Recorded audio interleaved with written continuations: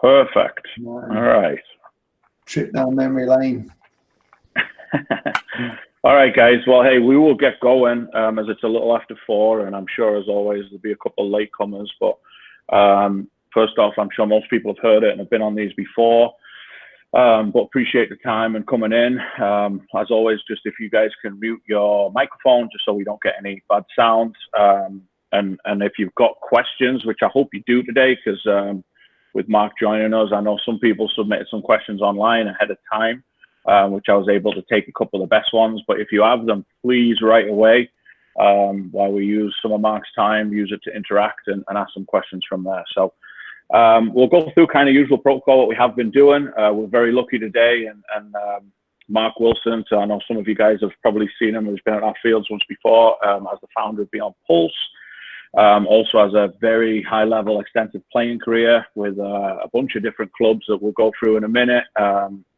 We're going to do the usual, Mark, and just, and I'll give you a little bit of an intro, but the plan for these sessions really, it's a mix between a lot of our DA girls, some of our boys from our top teams as well that come on, and some of them have questions, some of them are doing little homework assignments after we have these talks, just to try to keep us engaged the club and give some insight and use this difficult time as an opportunity to maybe brain and think a little bit about soccer. So really appreciate you giving us some time. As always, I know you're always really helpful to us in lending your thoughts and time when we need it. So appreciate you coming on and welcome. So if you wanted to start us off, mate, and just give us maybe a little background. I know I highlighted some of the teams that you've played for and stuff. If you want to give us just a pretty generic intro of where you came from, what you did as a player, and where you are now, that'd be great. Absolutely. Well, look, firstly, Lou and Josh, thanks for having me on, and for all the players for taking the time to jump on today and listen to me ramble on a little bit and have a chat with Lewis. You know, I think what you're doing over at Midwest United is unique. I think you're one of the best environments I've walked into, and it's a pleasure every time I drop by or we interact. So thanks for that too. In terms of my career, that's led me to today. I started off as a young aspiring player, playing in the local parks, playing on the street as 11, 12-year-old. Yeah, I guess always dreaming and wanting to be a professional soccer player.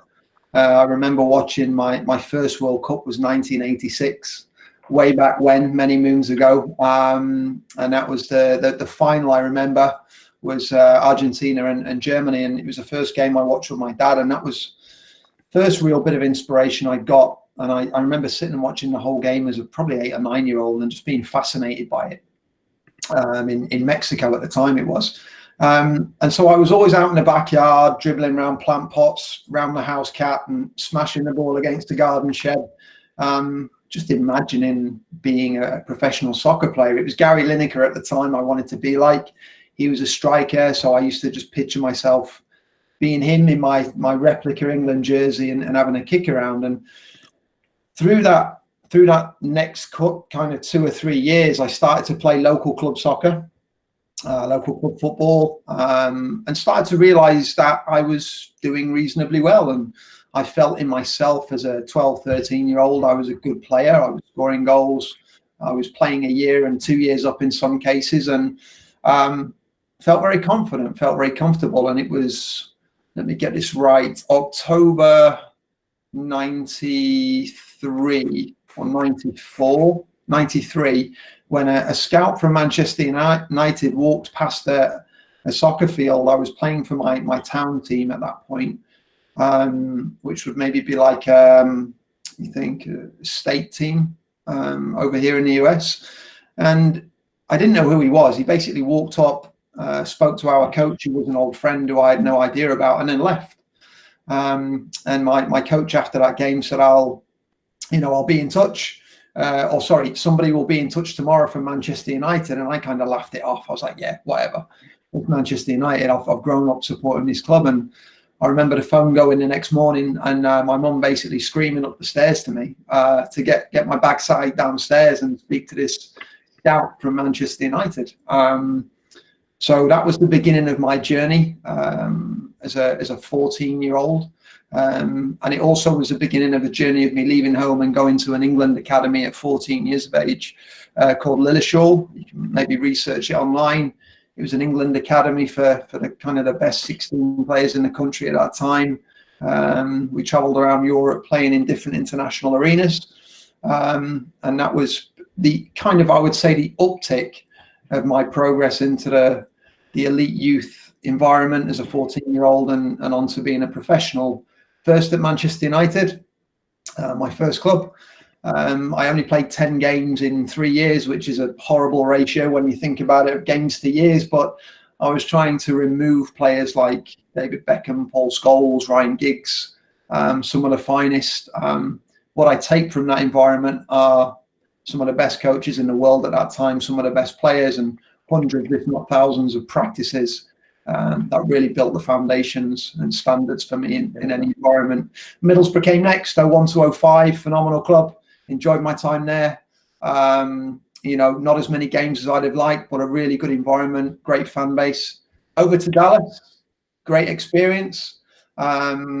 Different style of play, different environment. Dallas is extremely hot, especially in the summer. So getting used to playing with people from South America who had been in a different, grew up playing the game slightly differently to me. So adapting to that. Then back home to Doncaster Rovers, which was a third-tier team for 5 years. Had some success there. Got promoted. Won a first trophy, I think, in 27 years with the club, and managed to stay in the second tier of English soccer for about 4 years with the lowest budget in the league. So that's an interesting journey. And of course, you can see there I played for England from U15 up to U21 level. So great journey. And now as founder of Beyond Pulse, I have the privilege of speaking to you guys today. Yeah, that's quality. Well, appreciate it, mate. That's obviously that's why we wanted you on. Is I think a fantastic journey in loads of different ways. I mean, being at the very top level, which to most of us, and especially myself as a Man United fan, the top level, and as you kind of touched on, which I'm sure we'll dive into here in a minute, is playing alongside, against, and with, like, without doubt, some of the best players to ever play the game. But then also in your journey to move over here, then through the lower leagues in England, which I think is a lot of players' aspiration, is to play that level. It's more realistic, and as far as getting into the professional level. Also touched on the MLS and the national team as well. So we'll kind of hopefully dive in and have some questions on some of those things. But to, I guess, wind the clock back a little bit to the black and white years, and we'll start there. In youth development, you kind of touched on a little bit, and I actually didn't know you went to Lilleshall, but I guess if you can think back, and I know it's hard to remember things because, like most of us in our childhood, you just get through it, and then you are who you are, and you almost forget what was important. But what do you take from that in getting into that Lilleshall? And like you say, to the players here that won't know what that is, it's a form of probably the top level England academy. Like you said, the top players in the country, playing against different international teams, training in a very elite environment, probably pretty similar to our top academy programs here. As far as training, correct? And it was years in advance. I mean, what do you take from that? And when you think about your formative years as 13, 14, 15, 16, say, what was it there that you took from it that got you to that top level? That's a good question. And I think, again, another piece of the foundational, the foundation of who I am now, and in terms of work ethic, discipline, commitment to what I want to do. You know, it started as, I was actually a 13-year-old when I was put forward to go and try out for Lilleshall, and I think it starts with about 1,500 players from around the country, and they have a year's worth of trials. And when I was put forward, I wasn't at United. I was at a small club called Grimsby Town, who were in, I think, the third tier at the time. And a guy called Richard O'Kelly, who's now the assistant manager at Aston Villa, was like, Willow, you need to go. You need to go see how good you are and test yourself, put yourself out of your comfort zone. So I went and I tried out in the northeast region first, and quickly realised that, you know, I can cut it here. I was quick enough. I was strong enough. I had an eye for goal. I was a little bit of a rebellious kid, so I had a little bit of an edge to me as well. And I felt comfortable in that environment. But one of the toughest things when you go on trial is you're walking in on your own with no friends. You don't know anybody. So you kind of make eye contact with one or two, and there's a friendly one here or there. But most people are, 1,500 kids. They're going for 16 places. That becomes the England team. So they don't really care too much about you. So I went through each step. I went to the Northeast trials, then down to the Midlands, and down to the South, and they brought it back to a final set of 3 trials over 10 weeks that got down from the final 150 to 16. This was pre-academy, by the way, so clubs didn't have their own academies back then. They would just pull together 14s and 16s and work that way. So I finally got the invitation to Lilleshall, to this England school of soccer, after going through a year's worth of trials. And that was when the reality hit me. You're leaving home. You're 14 years old. You're going to see your mum and dad once a month. And you're embarking on this long journey to try and become a professional soccer player. At that time, Manchester United picked me up during some of those trials.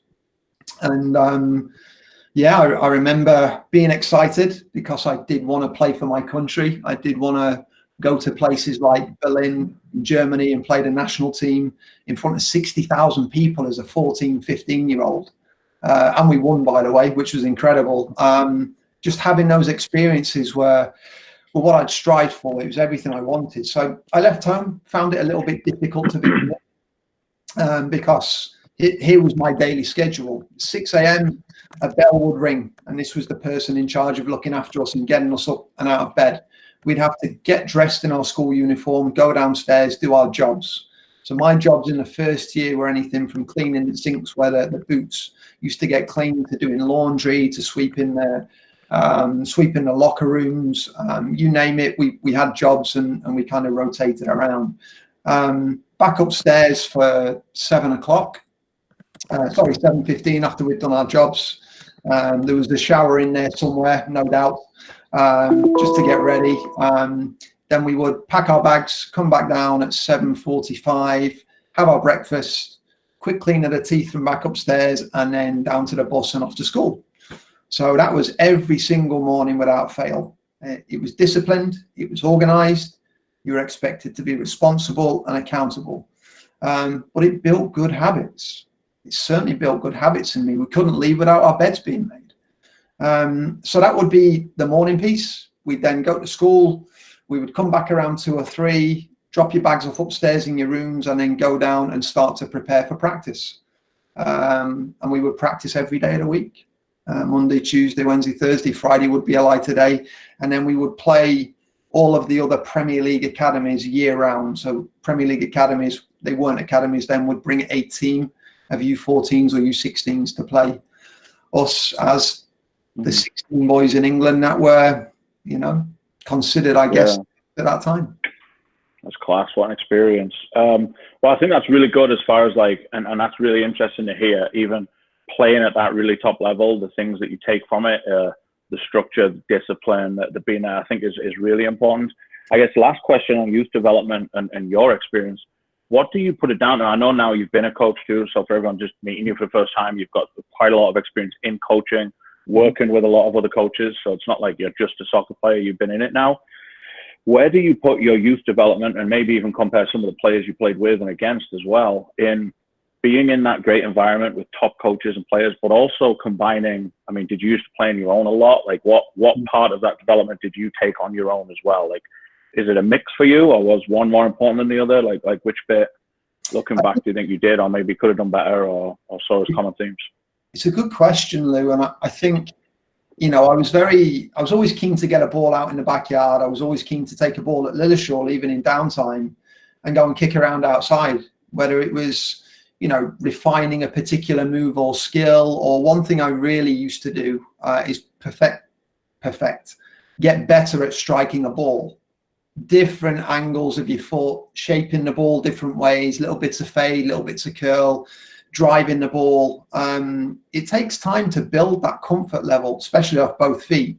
And if you don't put the hours in, you'll get 1 or 2 right every now and again. But if you want to progress through the levels, I wanted to be consistent with whatever I was doing. So I would go out and practice in isolation, lots of different things. And look, you're out there on your own, but you've got a brain, right? You've got an imagination. I used to take free kicks at my garden shed, and then moving on to being a 15-year-old at a goal, imagining I was at a particular club in a particular final or against a particular team, and you can recreate things in your head that ultimately, from a psychological perspective, of visualization, because the subconscious records on loop, doesn't know what's real and what's not. So whatever you're imagining, you're building this library of thoughts that might actually occur in a real game. So what about when you were doing that? And you talked already a little bit about how competitive it is, and that relates me to our players when you mentioned like 1,500 kids all looking for a spot of 16 for a national team. Like that's very relevant, I think, like to all of our players, say our DA players who might have aspiration to be in the national team, some of our boys that maybe want to get in that pro team or want to get those kind of teams. I guess from that, like, when you were training on your own, if you can remember all these years ago, was that to compete and be better than other people? Or do you think that was a culture of like your whole team did that? You know, were you going out to say like, I'm going to train more today to beat him? Or was it just a culture thing that you did every day? That's another good question. Look, I trained as hard as I possibly could because my end goal was to be a professional footballer for my country and then for Manchester United. So yeah, I wanted to be better than everybody else because I knew if I wasn't going anywhere. If less than 0.1 whatever percent of players actually make it, if I wasn't going to be in that and better than everybody else, and I didn't do things to separate myself. I'm not talking separating. You don't have to be antisocial. You don't have to be rude and disrespectful to teammates, but you need that drive and desire to keep refining yourself, because whatever your end goal is, whatever that picture looks like for you as success at not even the end of your journey, but at different stages along your journey, you have to be outworking everybody in every aspect, not just technically. You've got to be analyzing games. You've got to be looking at your low light reel, not your highlight reel. What are your low lights? What do I need to do better? If I spend 87 minutes without the ball, what am I doing? How do I improve that piece of my game? Not just the 3 minutes we spend on the ball. So, psychology is a big thing now. How do I build resilience? How do I build grit, determination, desire? They have a feeling attached to them. And the only way you can build those things is by experiencing it. Everything has an emotion, a feeling attached to it. And you've got to push yourself to want more than everybody else. Yeah, that's class. Well, as we move on, and I'm going to try not to spend the next 3 hours, because I know we've got loads of time talking about Man United, because we've spent already time in a bar talking about those things, and I'm sure there'll be future time in a bar to talk about me as a Man United fan as well. But I want to kind of relate it to maybe your experiences that you got to see in what is one of, if not the world's biggest and best club, especially at that time, probably the world's best club. A lot of the world's best players, and again, for our players that to name drop a little bit for you, you're in a group with the Ryan Giggs and David Beckham and Paul Scholes and many, many more players at that time. So I wanted to kind of touch on, you already talked a little bit about your process to get there and how amazing that was. But when you were in there and you were lucky enough, or skilled enough, worked hard enough, whatever you want to say for it, to be in that, it must have been an amazing culture. What were some common trends, especially from the youth side, when you were like, as a youth teenager in there? What were the common trends maybe of that group of players that went on to make it at Man United and make pro careers? Like, was there anything that you think they all had in common, or they took from each other, or they maybe bred in each other a little bit too? They had the highest standards every single time they went out onto the practice field. They had the highest level of work ethic I've ever seen in any club I've ever played for. There was an ownership within the group. It wasn't driven by Sir Alex Ferguson, the gaffer. It wasn't driven by Eric Harrison in the youth teams. It wasn't driven by Brian Kidd or Steve McLaren, and these are all phenomenal individuals to learn from. They set the bar so high off the field in terms of respect, interacting with each other and all of the staff, not just the people you think are valuable to your progression. From saying good morning to the car park staff when you walk through or you drove through and you get out your car, to thanking the dinner ladies for what they do because they're fueling your body, to the ground staff, to the kit men. it was a level of humility, but an expectation of the highest standards and highest level of work ethic I've ever seen. So to give you an example of that, that once those standards are set and the core principles and the core beliefs are set in stone and you know them because they've been laid down by Eric Harrison, by Brian Kidd, by Jim Ryan, by Mick Phelan, by the gaffer, in an environment like that, you aren't allowed to get away with anything because the manager doesn't have to say a word. The coach doesn't have to say a word. Your teammates, if they see, we all carry an edge and a bit of ego, but that's your self-belief, that's your confidence. If anybody got above their station and started to raise that level of arrogance to a point of it being detrimental to the team, to being too flash, to not applying themselves in warm-ups. Warm-ups was a big thing. I remember going into the first team and seeing players get absolutely nailed for not applying themselves in warm-ups by somebody like Roy Keane or Nicky Butt. Because we were, yeah, you can have a laugh and a joke, but once you get into your activity and your exercise, you're preparing for the next thing. You're preparing for the possession activity. You're preparing for the 11v11 tactical phases of plays. So if you're not in a mental frame of mind and you're not focused, that's the behavior, that's the habit piece. Because a lot of the time we were told, look, you're here because you have talent. But that's not going to define how successful you are. Your mentality is. And wow. I've just never been in an environment like that since, that had that ownership within the team, within the players, where the gaffer could just sit back and go, you own this. I'm the talisman at the top and I'll take the heat for you when it's not going well. But you know the principles, you know the core beliefs, and I expect nothing but the highest standard and highest level of work ethic.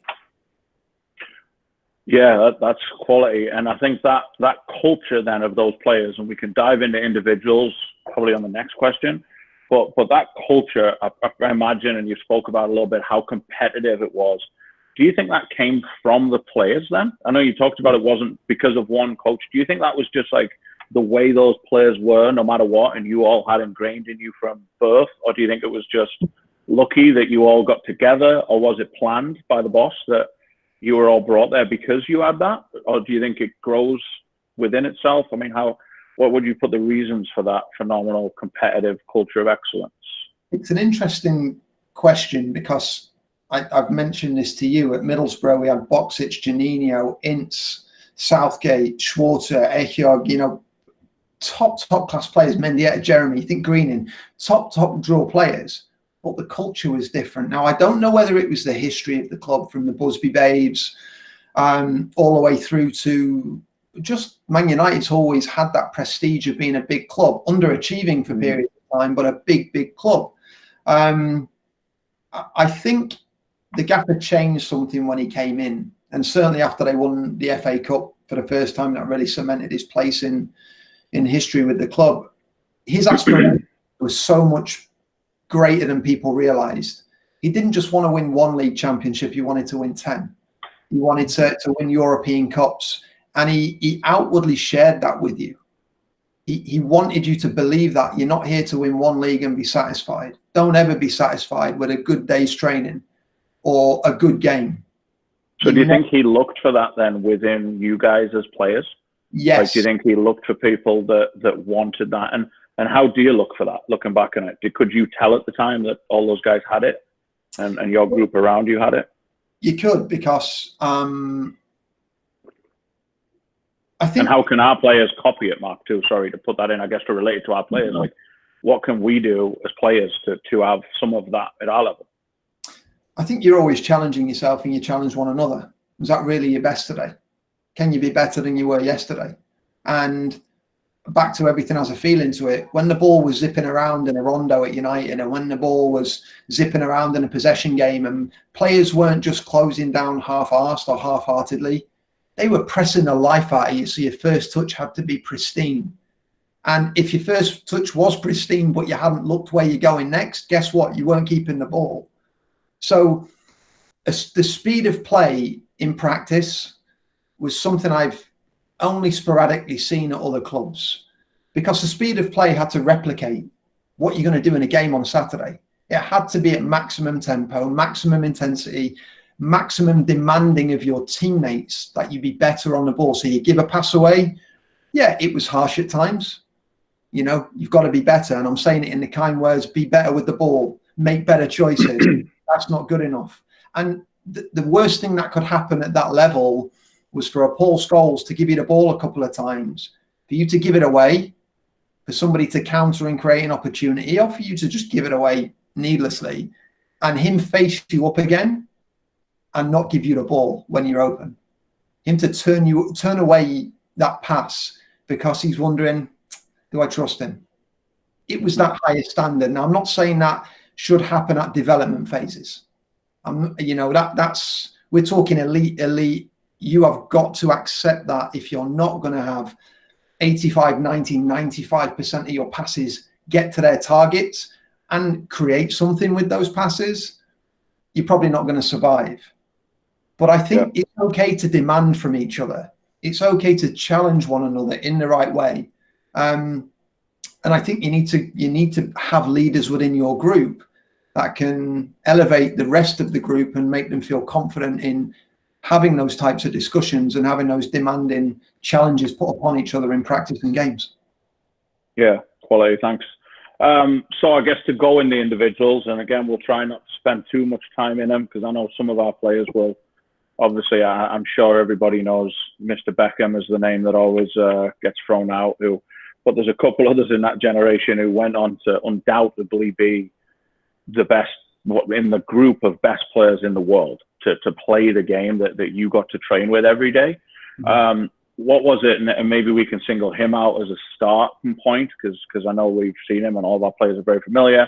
But what was it was there any stories that maybe separated him in those years and you knew that he was going to go on to do what he did or anything like that? It's funny when you look at the class of 92 and some of the players that were on the periphery as well, there were some very, very good players that didn't become a part of that group. And you'll hear me say this a lot, Lou. Work ethic separated him. Mm-hmm. He had talent. He went to Preston North End on loan because the gaffer wanted to test him. And that was in the third tier of English football at that point, I believe. And he did well. He was playing men's soccer. He was getting bashed around, but he was dealing with it well. He was one of the best players in that team at the time. So he was getting assists, he was scoring goals, he was defensively.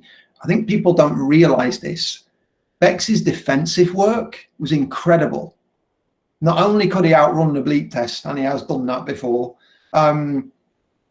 this desire to win the ball back, this desire to protect Gary Neville as a right back and double up when he needed it and help his midfield teammates out and be a part of a unit and support the attack when they're going to press the ball. Not only did he have a great understanding of how to do that and why you needed to do that, he had the mental focus and the desire to consistently do it.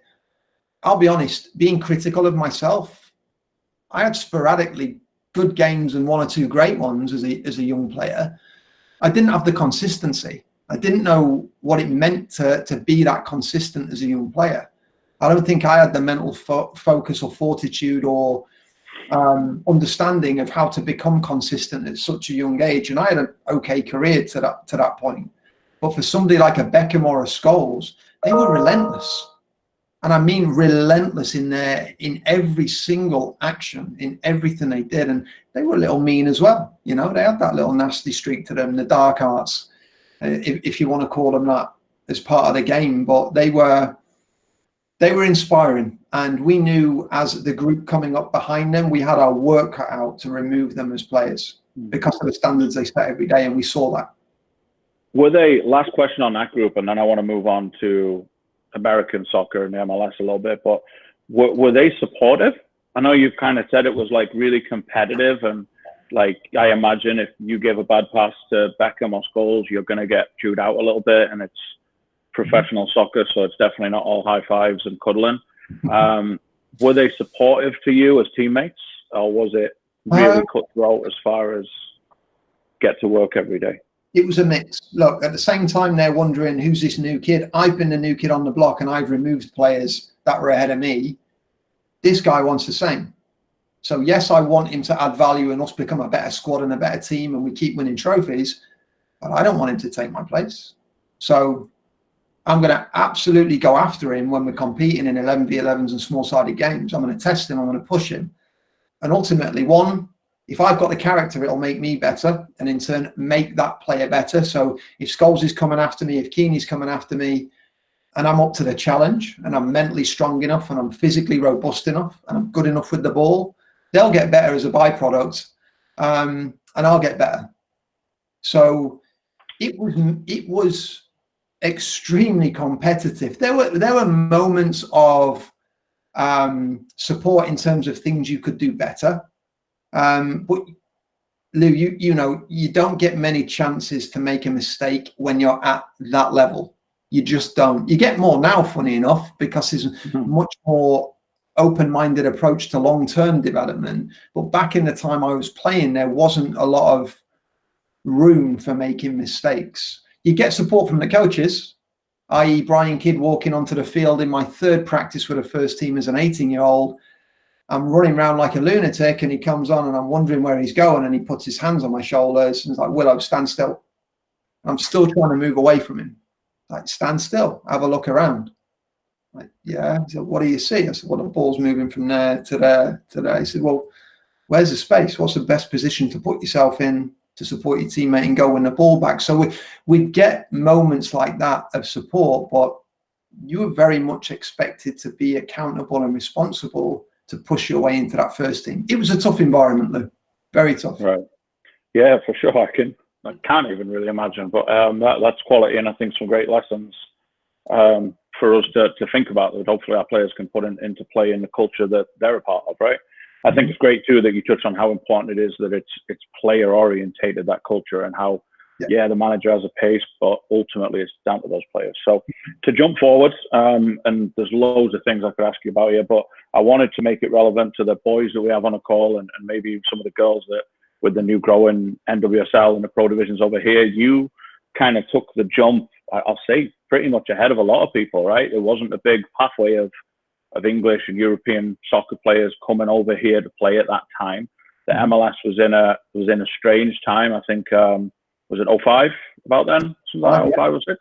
And you made the jump, went to FC Dallas. You want to just talk us through quickly, like how that happened, why that happened, why it came across, other than the dollars.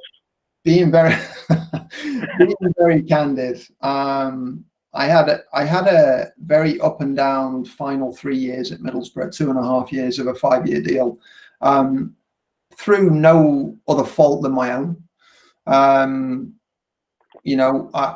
put material things and probably wasn't doing the right things off the field. I put them first because I wasn't starting, and I'd had a couple of injuries, and I was on the bench, or I couldn't get in the 18, and I really lost my way, if I'm being candid. And I want players to hear this, because we're not perfect. You will make mistakes. You will have bad experiences. You will be challenged and tested, and you'll make poor choices. There's always another day for you to put one foot in front of the other and make a better choice. And I left Middlesbrough a little bit disillusioned and wondering where that love for the game had gone at that point. Yes, I'd probably come off the back of earning the most I'd earned in my career. And that was the problem. Why I played this game was because I loved it. I fell in love with the game. I loved the energy, the atmosphere, the people involved. I just loved playing the game. And I lost my way for a little while, probably until I came to the MLS. So I came over in 05, and people thought I was crazy because I'm leaving the Premier League to come to the MLS in 05. Didn't make a lot of sense at that time, but I needed to clear my head. So I came over to Dallas, and it was a change of atmosphere.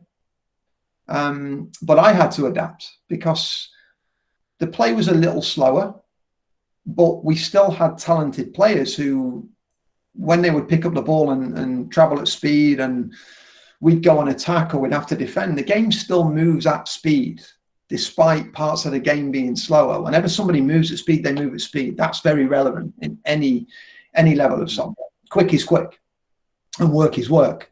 So we were playing in 90-degree heat, playing with a lot of talented South American players and some American players.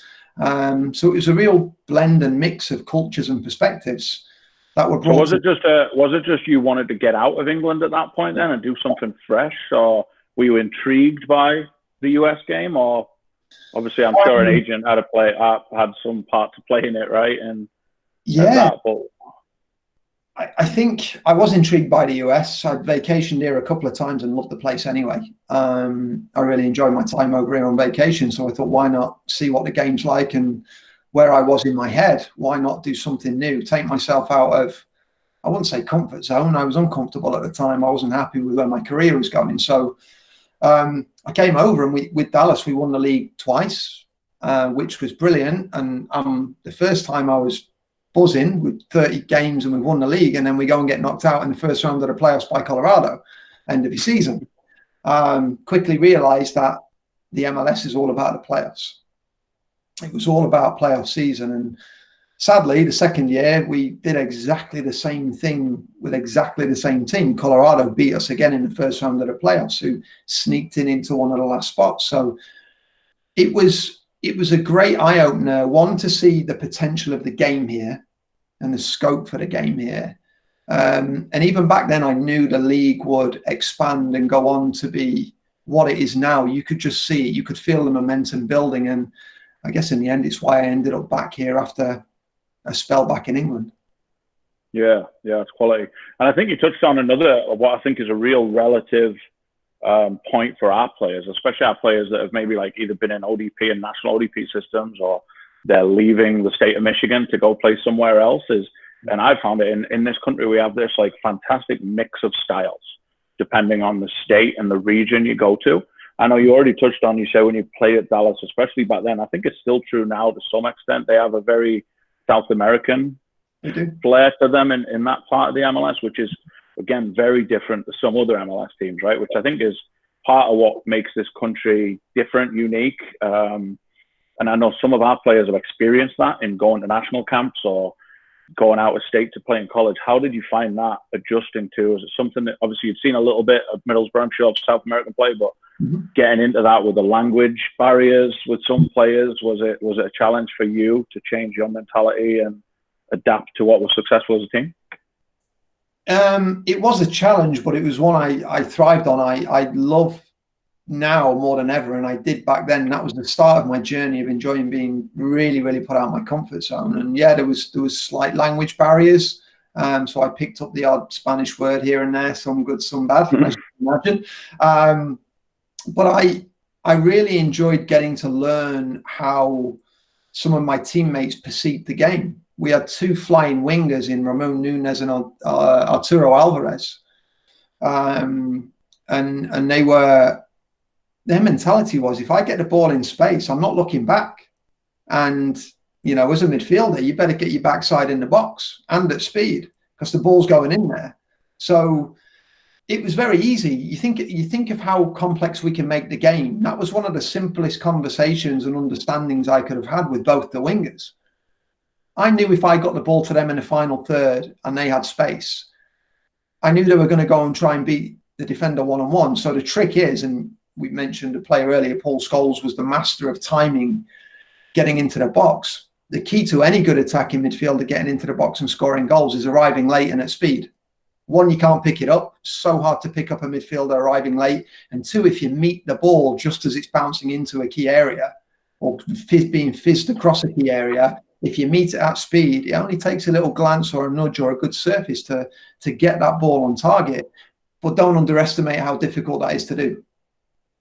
If you're not practicing in drills and you're not moving at speed and you're not just meeting the ball as it's flashing across those key zones and practicing the technique of guiding it into the back of the net, if it's half-paced and slow and you're arriving early and you're waiting for it, not really game realistic. And as you go up the levels, you'll realise, you know, those little things can separate you from your peers and help you kick on. Yeah, that's class lessons as well. I guess, and we'll open up to a couple of questions here in a minute. So maybe my last question, and I'm just fascinated, and I think it's something that relates to every player on the call. And so, you know, we have some players from age 12 through age 19. So I'm sure for all of the players, it's a very different message they can take from you as far as like what you did at those ages. Maybe for our 19-year-olds going to college, that's kind of the American version of when you sign for that pro club in a lot of ways, right? You go in a new environment and see things. but I think we're all fascinated by like the culture piece of things. I know culture's become a little bit of a buzzword and can be a little bit cliche at times, but I know you talked already about Man United being amazing, and I'm sure there's not many team cultures that are more competitive or better. I'm sure, without going through a list of all the other clubs you played for, I know you spent a majority of your time at Doncaster, at Dallas, you talked about. Did you experience any cultures that were the opposite? And did you do anything to try to implement that same competitive culture that you'd experienced? Or looking back, could you have? Or did you try things that didn't work? You know, do you have any stories of maybe the culture piece the other way that went wrong that maybe our players can learn from as well? Yeah, there were two clubs in particular where I walked into a very heavy blame culture. The focus was not on it wasn't on process, it was on outcomes. So it'd be different teams each week. Practice wasn't really periodized or planned well. It was, hey, we didn't do this great at the weekend, so we're going to work on this. You need to do some of that at times, but there was no long-term development for the squad of players. There was no ownership. So the manager would point and blame, and then the players would go, well, if he's doing it, I'm going to do it. So then the players would point and blame, and then there was favoritism shown to certain groups of players or individuals. So the gaffer would validate that player blaming somebody else, and then you get fragmented dressing rooms, and it becomes this ever decreasing circle.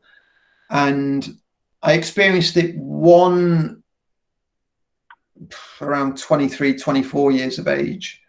And then again, a little later in my career when I went on loan, coming towards the end of my career. And did I try and do something about it? When I was more mature and I felt that I had the experience and knowledge to affect, not go out and speak loudly into the group, because you need allies, there's strength in numbers. So where's my commonality? Who's in the gym working hard with me? Who's eating the right things? Who's not out down the pub all the time or telling me about the night out they had on a Tuesday when there's practice the next day? Who are the guys that are genuinely focused on being a professional and everything that encompasses, from habit, behavior, all of the things that underpin being a good professional? So the club I was at last, I was able to influence and affect.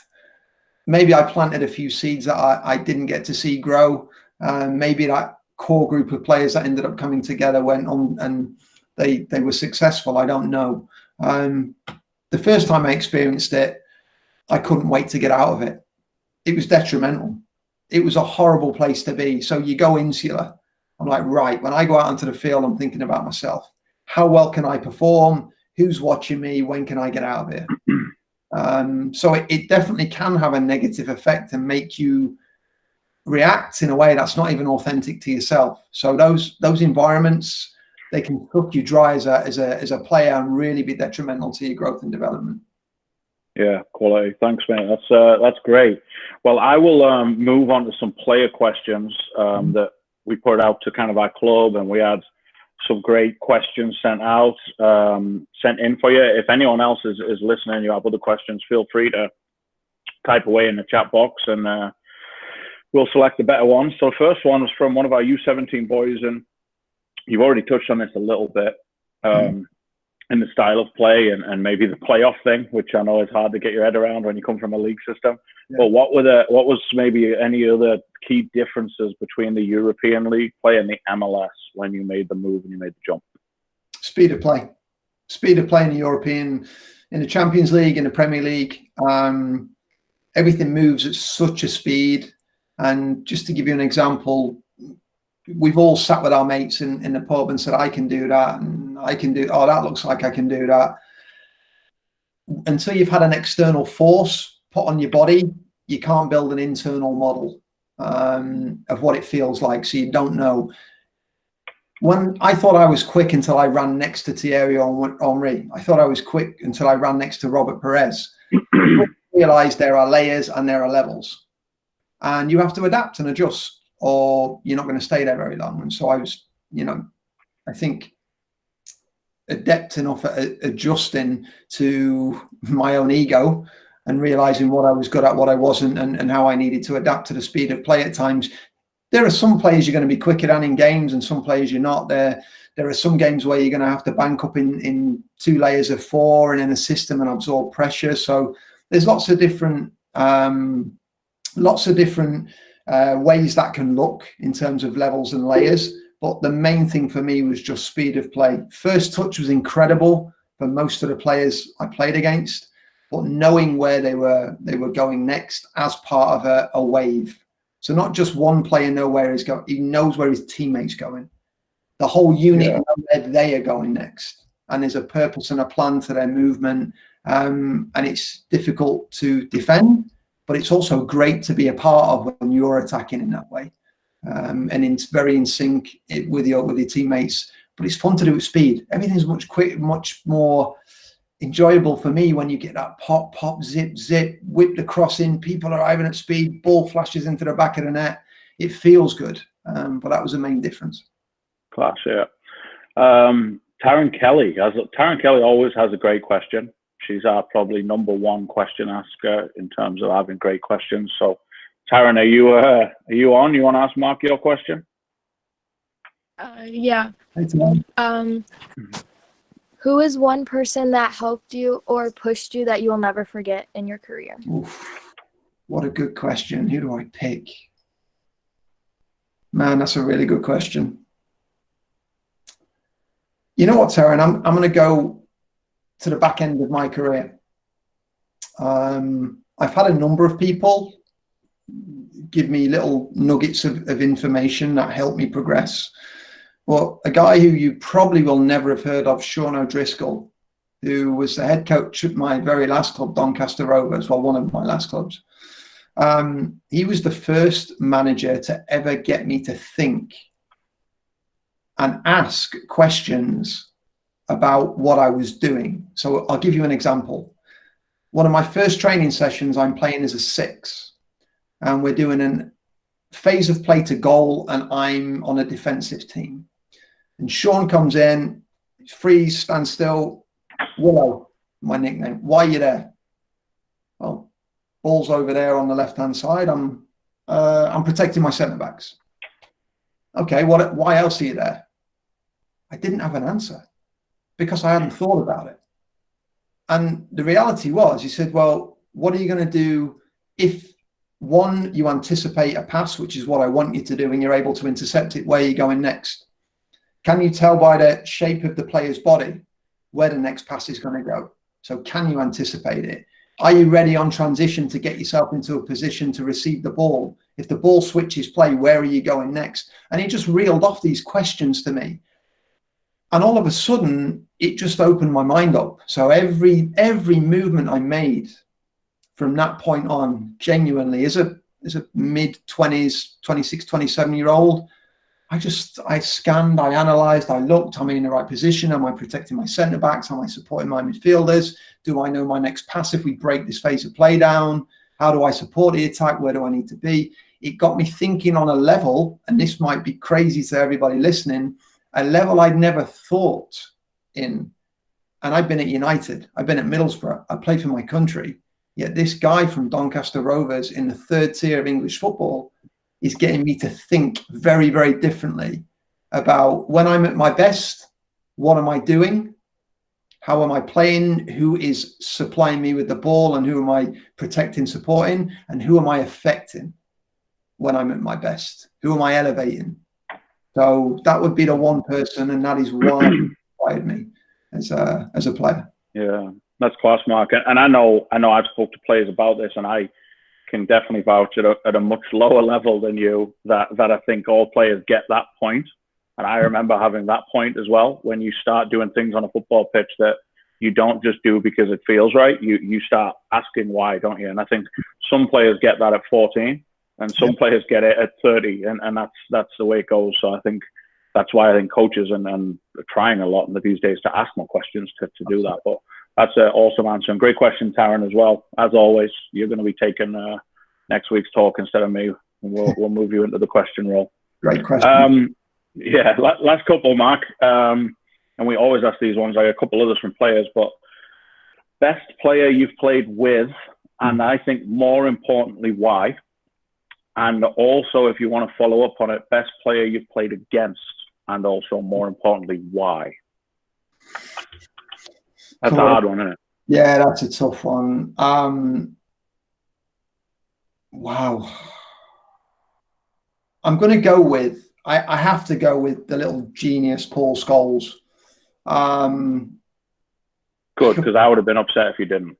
Mate, I have to go with him, and here's why.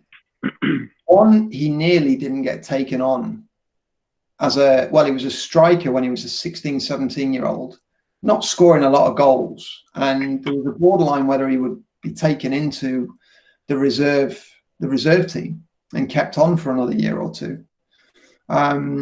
He doesn't look like he doesn't look like a footballer.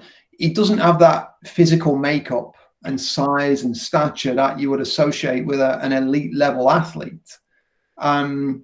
He's the most unassuming individual, the most humble. But I tell you what, the reasons why he's the best. And if you've got an hour, I'll spend an hour telling you why.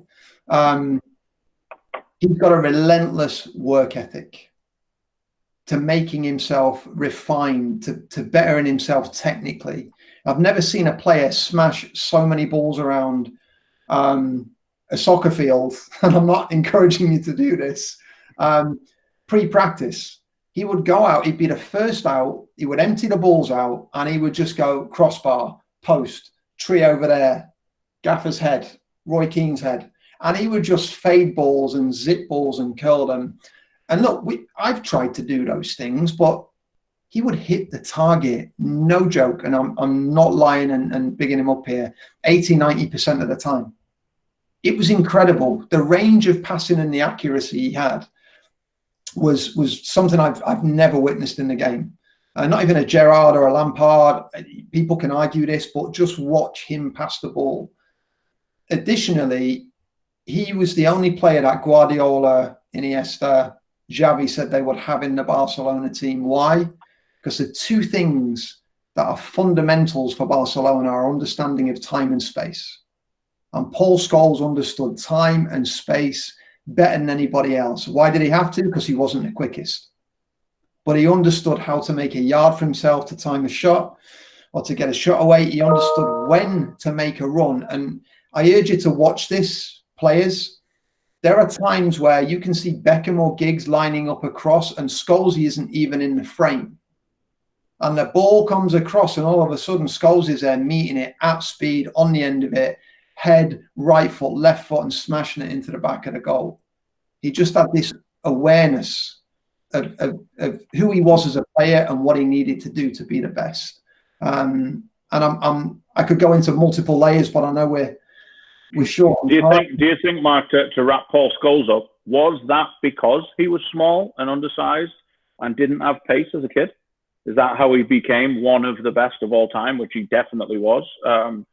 Was that because of that, do you think? Because he was challenged in training so much as the smallest kid? It may have played into it, but okay. Intelligence is multidimensional. It looks very different depending on the individual. If I can urge everybody on the call to read a book, it's called The End of Average by Todd Rose. And it really breaks down how detrimental averages can be, but also how intelligence, depending on your learning mechanism, can look very different. And Scholesy was very unique like that. I know he analysed the game a ton. And I know he thought about the game differently. Not because he was outspoken about it, but because of the things he did, the positions he found himself in, and the things he saw. And I swear he had eyes in the back of his head. The passes he would play, or whether he was back to goal and round the corner, or he would open up to play the ball that way, and somehow he would fade the ball the opposite way and drop it on Ronaldo's foot or Beckham's foot at speed. Just unique, talented player. So, what about played against them? As we run out of time here, so I have to make it a quick one. I've mentioned Omri and Perez, but I don't want to. So as a midfielder, I'm going to pick a midfielder. So I had the privilege of playing against Vieira, Lampard, and Gerrard. Mm-hmm. I want to go for Lampard because and here's why it was difficult to mark him as I was a 6 at this point playing for Middlesbrough. Makelele gave him a level of comfort that allowed him to cheat. So Makelele would sit and Lampard would get into the box more than any other midfielder I've ever played against. That becomes hard to defend, not on the way past you, because you can do one of two things. You can track him, but then you vacate the space you're protecting in front of your centre-backs, or you can pass him on to a centre-back if they give you a shout and you can defend him that way. The problem is when that phase of play stops, he drifts back into the spaces between you and the centre-backs and between you and the full-backs, depending on where you are on the field. Because he didn't have to recover all the way back in at times, and you have to join in the phase of play to keep the ball possession-wise, you can get dragged out of a position and he can receive it in that position you were, and then he's right back to goal with the ball, or he's running towards goal ready for a pass or a cross. So he was such a clever player and so hard to defend because he was very cute about how another player who managed space really well, but he did have the luxury of having Makelele there to break play up and allow him to break forward. So yeah, Lampard was a difficult opponent. That's an awesome answer, mate. And for some of our players who probably don't remember Frank Lampard or around him, he was another one of the all-time great English players who played in that generation. And I think it's really interesting how you tie that into how he was phenomenal, but he was also in a perfect setup and he was used in a great relationship, which I think is really important in it. How he was a great player no matter what, but especially when he was with the right holding midfielder, it allowed him to make those runs a little bit more aggressively and truly make a difference. So I can only imagine what chasing him and then trying to tackle Makelele would look like as well at the time. So last question for me, mate, and I know we wanted to spend some time on Beyond Pulse and we haven't even had any chance, but I know we've kind of gone through, I wanted to go through the professional game a little bit and also your journey and your lessons, if anything, for our young players as a priority. And I'm sure we'll have plenty of time to speak technology and those things as well. But I always think it's interesting with players with your journey. What's your best memories of youth soccer? Youth soccer. Yeah, youth soccer.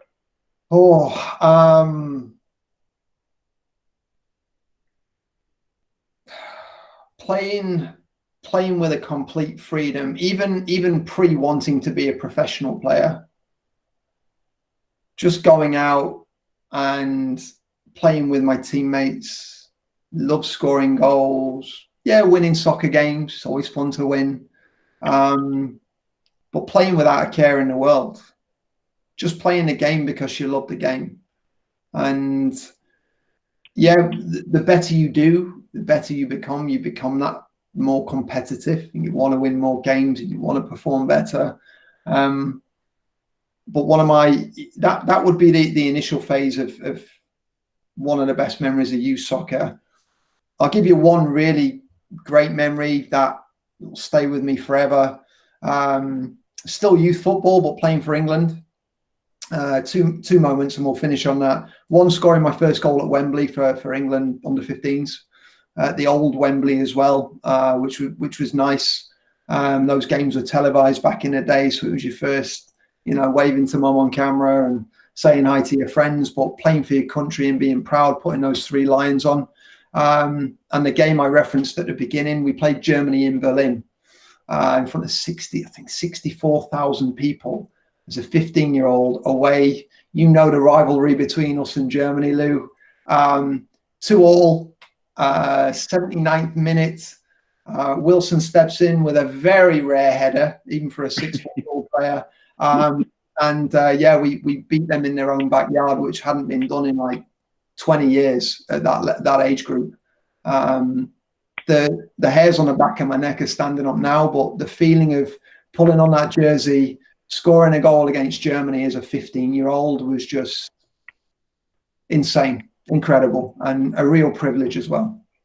Yeah, that's class, mate, class. And I know I found most of it was black and white, but I did find a highlight video of you, and there was some unreal goals in there, man. I was expecting it to be 2-footed tackles and bad passes, but I mean, there were some screamers in there, man. Like I was impressed. I found out some players, so we'll have to look at that again. That was awesome. I had my moments, mate. Thank you. No, well, Mark, again, I mean, I appreciate it. And I say the last thing on my list was to kind of get into Beyond Pulse and how you ended up there in your journey. That maybe we'll save that for next time you're in Grand Rapids, which I'm sure will be this summer when we get back out. But I know, speaking to that, and I know you came on here, which is awesome. Another reason we love having you around is you're not on here to just plug your company and speak about that. I think appreciate you coming just for the good of our players. And I know that all of them, as I knew coming in, they'd be able to take some great lessons from someone that's done it all and played at the very highest level, not just in the States, but in the world. So I think some of the messages you gave us here have been so relevant to what our players do every day, I try to do, and what a few of our other guests have spoke on as well. So really appreciate you as always. I know we could keep this going for another 4 or 5 hours quite easily, but maybe we'll save that for a bottle of wine or a beer, and we'll go into some more stories on another time as well. So appreciate the time, mate. We'll keep in touch, and yeah, thanks again for coming. I know our players have really enjoyed it. Hey, from my end, it's always a pleasure. Love you guys as a club, and as a staff. Love the environment, and all the players taking the time to jump on this today. Thanks for listening, and Lou and Josh, thanks for hosting. And I'll definitely see you for a beer in the summer, mate, when we can get back outdoors and back at it. Top draw. Thanks, Mark. Appreciate the time, mate. And thanks all the players. Take care. Thank you.